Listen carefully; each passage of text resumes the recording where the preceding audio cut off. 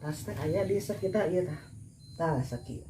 Jadi begitu antara tengah-tengah tadi dia. belum kolomong.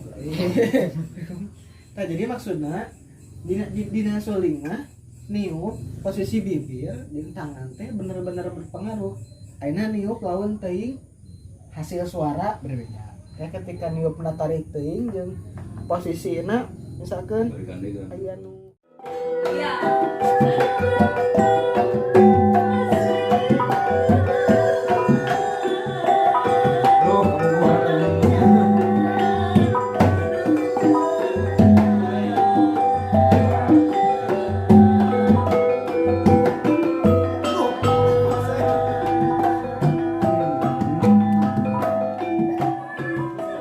Sorangan. Opat-opat tidur dua. gampang.